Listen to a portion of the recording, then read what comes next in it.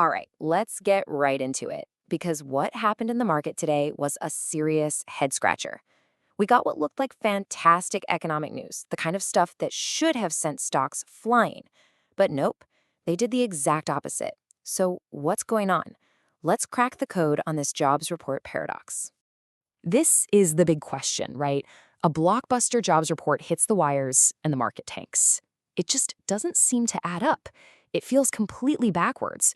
But stick with me because by the end of this, it's all going to make perfect sense. And here's the proof right here. Just look at the closing numbers. The S&P 500, the NASDAQ, the Dow, all down. Now, it wasn't a huge crash or anything, but they were all in the red on a day that on the surface should have been bright green. So let's break down why. Okay, so first, let's talk about the story everyone saw first thing in the morning. This is that surface-level headline that, for a little while, fooled a lot of people into thinking everything was awesome. This was the number that got all the attention, flashing across every screen. The U.S. economy added 130,000 jobs in January. That's a key indicator of how healthy the economy is. And it's a solid, positive number. But here's what made it seem even better. Economists, they were only expecting around 66,000 new jobs. The actual number almost doubled that. So this wasn't just good news. It was a massive beat, a huge upside surprise. And for a hot minute, the market did exactly what you'd think it would do. In pre-market trading, S&P 500 futures shot up almost a full percent. It really looked like we were off to the races. But that optimism just vanished. So what happened? Well, while most people were looking at that big headline number, the pros were already digging into the details. And what they found buried deep inside that report told a completely different and, frankly, a much weaker story. Because that shiny headline number, it was hiding something. This was a classic case of the devil being in the details. And bam, here it is. This is the plot twist. While everyone was cheering the 130,000 new jobs in January, the same report quietly dropped a bombshell, a massive downward revision for all of last year. A staggering 403,000 jobs we thought were created in 2025, they just disappeared from the data. Poof. And that's a huge deal. It means the economy last year was way weaker than we realized, and that just casts a giant shadow over today's good news. And this quote from SYS2 Market Intelligence just nails it. The market wasn't trading on one good month. It was trading on a full year of weaker than expected growth and what that meant for the future of interest rates.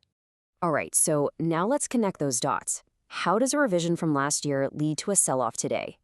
It's all about a chain reaction that this report kicked off. Right now, the number one thing on Wall Street's mind is interest rate cuts from the Federal Reserve.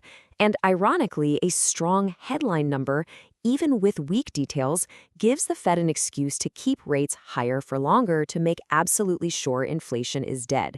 And you know what? Higher rates are generally bad for stock prices. And here's that domino effect. You get the strong headline data, which causes hopes for those rate cuts to fade. Then that pushes bond yields up, which makes boring old bonds look more attractive than risky stocks. And who gets hit the hardest by that? You guessed it, high-growth stocks, especially in tech. And you can see it happening in real time right here. The yield on government bonds, which are super sensitive to what the Fed might do, both jumped right after the report came out. That is the market literally pricing in higher for longer. So how did investors react to all this? They played defense. Take a look at this. It shows how all the different parts of the S&P 500 did for the day. See that? Only one little slice finished in the green, consumer staples.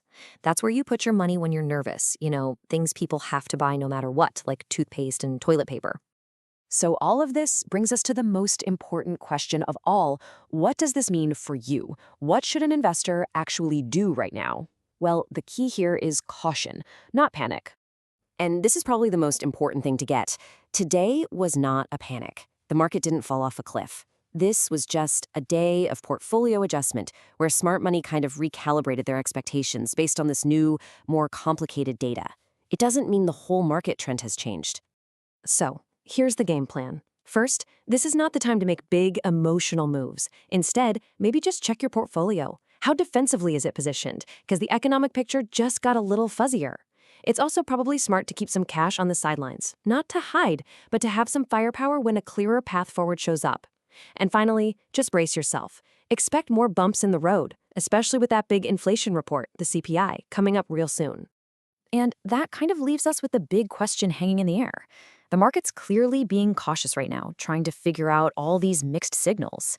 Is this just a healthy pause, a little adjustment, or is this the quiet before a bigger storm? For now, the data's telling us one thing: stay alert.